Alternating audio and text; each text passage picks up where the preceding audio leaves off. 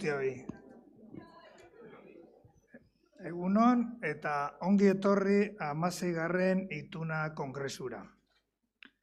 Ongi etorriaz gain, eskerrak eman nahi dizkizuet gaurko ekitaldira bertaratu zareten guztiei. Eta bereziki gure artean dauden agintari, ordezkari eta gonbidatu guztiei. 16. Ituna Kongresu honek, aurrekoek bezala, foru ogasunari eta itun ekonomikoari buruzko gaiak jorratzen ditu. Hala ere, oraingo edizioak izaera berezia du. Bizkaiko foru berriaren 500. urteurrena ere gogoratzen dugulako. Eta horren bestez, 500 urteko ikuspegia hartzen du. 1976an, beraz, duela 30 urte, Bizkaiko foru ogasunarekin eta Bizkaiko foru aldundiarekin elkarlana hasi genuen. Foru ogasunaren klasikoak, Clásicos de la Hacienda Foral liburua 1987an argitaratuz. Ondoren, 2000. urtean, Bilbon foru ogasunaren 500 urte, 500 años de la Hacienda Foral izenburupean erakusketa handi bat antolatu genuen. Hitzaldi eta argitalpenekin batera.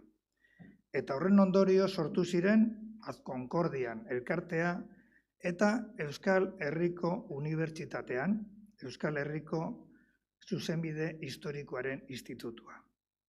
Hortaz, azken 30 urteotan, Bizkaiko foru ogasunak eta Euskal Herriko Unibertsitateak elkarlanean jardun dugu. Bereziki, 2007tik aurrera ituna egitasmoaren baitan. A ello se suma la reciente activación del Instituto de Derecho Histórico de Euskal Herria, Instituto de la EHU, Universidad del País Vasco, y aprovecho la presencia en esta mesa de su rector, José Ramón Bengoechea, para trasladarle en nombre del Instituto nuestro agradecimiento por su decisivo apoyo y compromiso en este proceso de revitalización. Kongresu honen ondoren, indar berrituta aterako garela espero dugu. Institutua berpiztu eta dagoeneko guztiz martxan dago. Ikerketa taldea berritu eta gaztetu da. Eta kontzertu ekonomikoari buruzko katedra ere abian dago. Durante los próximos 3 días nos reuniremos aquí y estamos convencidos de que saldremos revitalizados, con nuevos proyectos innovadores. Eta orain, irekiera ekitaldi honi jarraipena emanez, gure artean ditugu Bizkaiko Batzar Nagusietako lehendakaria eta Euskal Herriko Unibertsitateko erretorea. Eskerrik asko bioi, eta ordezkatzen dituzuen erakundei ere bai. Eskainitako laguntza eta lankidentza guztiagatik. Jarraian, hitza emango diogu lehenik José Ramón Bengoechea jaunari, Euskal Herriko Unibertsitateko erretoreari, eta ondoren Ana Otadui Biteri, Andreari, Bizkaiko Batzar Nagusietako lehendakariari. Beraz, aurrera, zuena da hitza.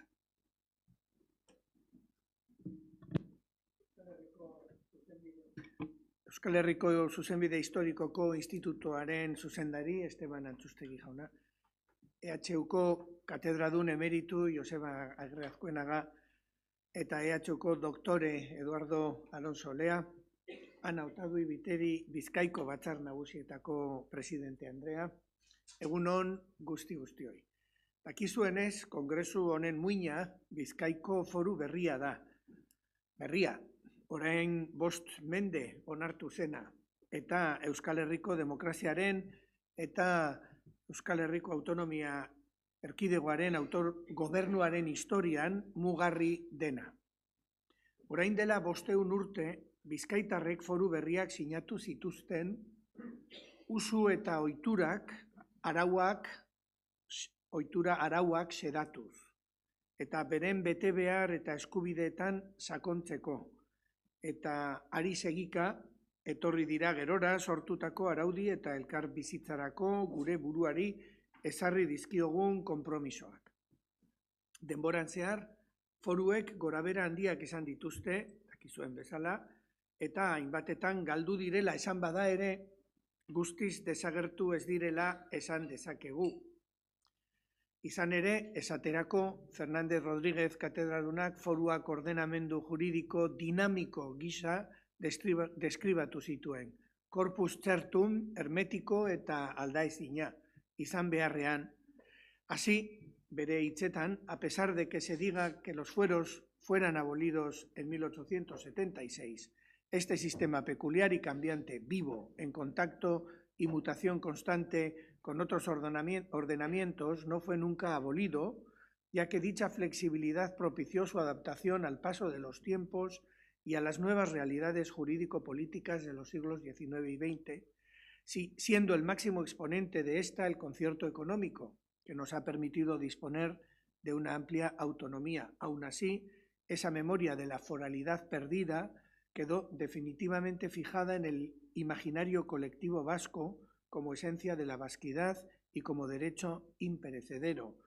Foru berrien berrikuntza nagusia izan zen bizkaitar guztientzat, eskubideak edo askatasunak unibertsalizatu egin zirela bereizketarik gabe, berdintasunetik. Ein batean, ideia horri ere jarraitzen dio unibertsitateak dituen eskumenei esker bere burua gobernatzen duela, autonomia. Eta norabide horretan, 1526an Bizkaiko foru berriarekin egin bezala, joan den astean onartu berri ditugu Euskal Herriko Unibertsitatearen klaustroan estatutu berriak. Garai berrietara egokitzeko, eskubideak irabazteko eta zabaltzeko. Halere, foru sistema moduan gure burua gobernatzeko eta gure unibertsitate politika garatzeko aukerak baliatzen ari garen arren, gure autonomia ez da mugagabea, autonomiak normalean ez dira inoiz mugagabeak. Gurea ez da 500 urteko erakundea, 50 urte betetzera goaz laizter, baina berdin egin behar izan du lan bere autogobernuaren alde, maite dugun hori zainduz. Askotan errepikatzen dugu Euskal Herriko Unibertsitatea izatez utopia bat dela, eta ez dugula ahaztu behar zenbat lan egin behar izan dugun den ona iristeko.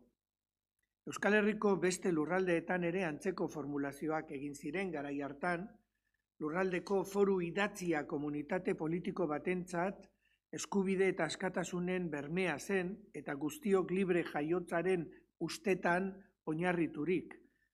Zentzu horretan oso aurreratuak dira. Diferentzia juridikoak ezabatzea, privilegioak, pertsonalak ezabatzea zuten helburu. Bizkaiko bengoetxea Gizaburun eta Aulestiarren parkinan armarrian dugu laburturik. Bekoak goikoa eskondu leidi eta txikiak handia bentzi leikie, asmuz eta jakitez. Alde batetik, bekoa eta goikoaren arteko lotura posible da, txikiak handia irabazteko gaitasuna izan dezake, baina beti asmoz eta jakitez. Ez da ausaz, Eusko Ikaskuntzak duela 100 urte pasata lelo hori berea egin izana. Jakituria aurrerantzean giltzarria bihurtu zen, horregatik eskolak antolatu ziren. Oñatin unibertsitatea ere. Jakituria hartzeko gogoa eta asmoa landu behar dugu. Gero argien garaian, jauntxoen mintegia, Azpeitia, Azkoitia, Bergara. Eta horrela, heldu gara gaur egungo Euskal Herriko Unibertsitatera. Eta nondik gatozen jakitea ezinbestekoa delako jarraitzen dugu gure historia ikertzen eta gizarteratzen. Hala sortu zen 2007an, Ituna agiritegia, Ituna zentroa, Bizkaiko Foru Aldundiko Ogasun Sailarekin eta Ad Concordian elkartearekin gai hauek lantzeko ituna. Gizarte eta komunikazio zientzien fakultatea eta ekonomia eta enpresa fakultatearen eskutik. Eta aurten, 500. urren honetan, Euskal Herriko Unibertsitateak ardura bizia du, hala instituto propioa den ituna, institutoa berrantolatu du kultura politiko eta juridiko hauetan sakontzeko, eta horrez gain, itun ekonomiari buruzko katedra ere indarrean jarri du. Errektore naizen aldetik eskerrak eman nahi dizkizuet egiten ari zareten lanarengatik, azken ia 20 urtez egindako ibilbidearengatik, 15. ituna kongresu hau ere, 16. ituna kongresu hau ere horren erakusle dugu, eta aurrerantzean ere egitasmo honek bere jarraipena izango duela espero dugu. Eskuartean prestatzen ari garen itun berrian, foru ogasunen laborategi berria eta bestelako ekimenak sustatzeko. Beraz, helburu horri helduz eta euskal zuzenbidean eta historian berebizikoa den instituzio hau plazaratzeko eta ezagutarazteko, gure eta ikerlari guztion egitekoa hurrengo izan beharko litzateke 21. mendean Euskal Herriko Unibertsitatearen baitan gai hauek lantzea eta ikertzaileen artean ez bakarrik ohiko irakaskuntzaren baitan eta gizarte elkarrizketetan ere zabaltzea eta ezagutaraztea. Gure historiaren eta izaeraren oinarria den figura honi buruzko ezagutza gizarteari helaraziz. Gure herriko unibertsitate publikoak egin beharko zukeen moduan. Ezagutza hori eman eta zabalduz. Beraz, asmoz eta jakitez eman eta zabaltzazue. Eta orain hitza du presidentak. Orain bai, Euskal Herriko Unibertsitateko errektore jauna, jaun Andreok, lagunok, niretzako ohore handia da kongresu honetako irekiera ekitaldi honetan parte hartzea, eta horea izateaz gain oso pozgarria da aretoa hainbeteta eta hainbeste ikasle eta jende gaztez ikustea, ezta? Bizkaiko forua eta foru ogasuna 500 urteko historia izeneko kongresu hau foru barriaren edo foru barriztatuaren 5. mendeurrena ospatzeko antolatu diren ekintzetako bat da. Aldundiak eta batzar nagusiok hemen bebai, batzar nagusitako ordezkaritza anitza eta zabala dakagu, batzar nagusitan efemeride hau ospatzeko ekitaldi batzuk egitea pentsatu genduanean, hasieratik oso kontuan eduki genduan, foru sistemako instituzioen gaineko ikerketan nabarmendu diran erakunde guztiek hartu beharrebela parte. Hori dela eta, lehenengo eta behin, eskerrak eman behar deutzaguz Euskal Herriko Unibertsitateari eta Azkonkordian elkarteari kongresu hau antolatzeko egindaben ahaleginagatik eta, esan dudan bezala, unibertsitateko hainbeste ikasle eta irakasle mobilizatu izanagatik. 1526ko foru barria ez da iraganeko testu juridiko hutsa.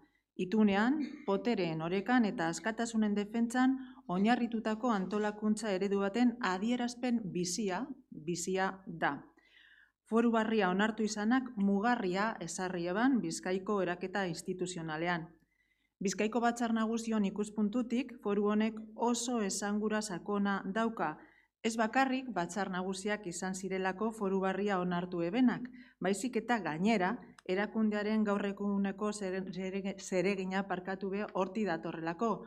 Bizkaiko herritarren ordezkariek batzar nagusitan eztabaidatzen, hitzartzen eta onartzen ditugulako lurraldeari eragiten dizkioten arauak. Horrela, batzar nagusiok foru tradizio horren oinordeko zuzena gara, autogobernua, itunbidea eta askatasunen defentsan oinarri hartuta. Eta tradizio hori beti egokitu izan da sasoi barrietara, bere izaera, bere nortasuna galdu barik. Gainera, foru barriak lurralde kohesiorako funtsezko une bat ordezkatzen dau. 1576an Enkarterrik eta Durangaldeak foru hori onartu eben euren ordenamendu propioak bazterrean itxita. Historian lehenengo aldiz, Bizkaiko jaurerriko 3 lurraldeek esparru juridiko komuna partekatzen eben, eta gertakari hori urrats erabakigarria izan zen identitate politiko partekatua eraikitzeko orduan. El texto del fuero destaca por la rotundidad con la que especifica y delimita los derechos económicos que el señor o el rey ostentaba en Vizcaya. De modo que, como determina la Ley Cuarta del título primero del Fuero de 1526 en su inciso final, los vizcaínos quedaban exentos de cualquier otro tributo o imposición que exista o que pueda establecerse, así estando en Vizcaya y en Cartaciones e Durango como fuera de ella. Ello no significaba, sin embargo, que no se atendieran los gastos y requerimientos de la corona y también de las instituciones propias. Los redactores del escudo de la más constante fe y lealtad dicen, mediado el siglo XVIII, que de atender al conjunto de las aportaciones realizadas con esa finalidad, se hallará que en ninguna provincia del reino, en igualdad de vecindario, contribuye tanto como Vizcaya. En ocasiones, ese autogobierno del erario público tuvo que ser defendido con uñas y dientes. Así sucedió cuando, en 1631, se trató de imponer en Vizcaya el estanco de la sal, al igual que en el conjunto del Reino de Castilla. Mendebi geroago, Canovas del Castillok, arazo bati egin behar izan eutxan aurre izan be, 1876ko lege indargabetzailearen ondorioz, Bizkaiko, Gipuzkoako eta Arabako probintziei ezarritako derrigortasuna implementatu behar zan.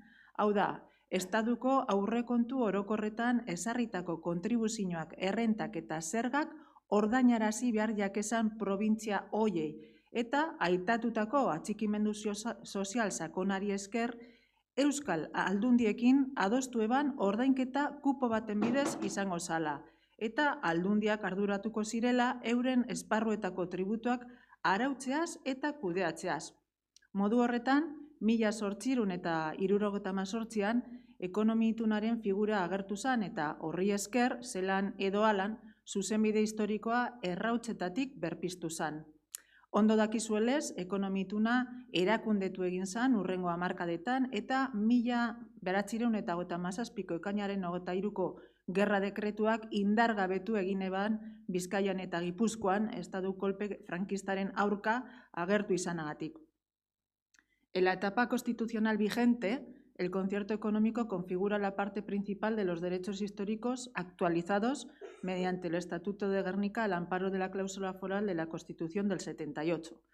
La autonomía tributaria que comporta ha resultado validada en términos generales por la jurisprudencia del Tribunal Constitucional, aunque con algunas limitaciones significativas como las relativas a la exclusión del régimen del gasto público y la creación de tributos propios concertados. El concierto ha superado también la prueba de su compatibilidad general con el régimen comunitario europeo de libertad de mercado. En este relato histórico quiero destacar también un lugar simbólico y político fundamental, el árbol de Gernika. Bajo su sombra, quienes ostentaban el poder juraban respetar el fuero y las juntas generales reafirmaban que la autoridad debía de estar siempre sometida a la ley y al acuerdo con la comunidad. Gaur, simbolo horrek guztiz biziri jarraitzen dau, demokraziagaz, bardintasunagaz eta askatasunagaz dugun konpromisoaren adierazpen lez. Alandase, 5. mendeurren honek hainbat aukera ematen deuzkuz, gure foru erakundei balia emateko aukera, herritarrei foruaren benetako esangura helarazteko aukera eta foruaren printzipioetariko asko gure oraingo ordenamentuan biziri dagozala gogorarazteko aukera. Gaur egun dugun autogobernua ez da graziaz emandako kontzezioa. Foru historia instituzional oparo baten oinarritzen da, eta historia hori Euskal Herritarron oraingo borondate politikoan gorpuzten da. Harro egoteko modukoa da dudari barik. Eta 5. mendeurreko leloak dinoalez izan zirelako gara. Eta gaur egun legeak egiten ditugu moduan egiten baditugu eta gobernaten dugu moduan gobernaten badugu da, garai hartan nortasunean, itunean, bardintasunean eta askatasunean zetzan eredu baten oinarriak ezarri zirelako. Ziur nago, kongresu honetako lanek lagundu egingo dauzkuela gure iragan instituzionala hobeto ezagutzen eta kontuan hartzen, bai eta gure oraingo autogobernuaren maila ondo baloratan be, etorkizuna askatasunez eta demokraziaz eraikitzeko gozatu daigun aukera honetaz, eta eskerrik asko guzti hori kongresu bikaina izan daizuela, izan dagigula. Eskerrik asko.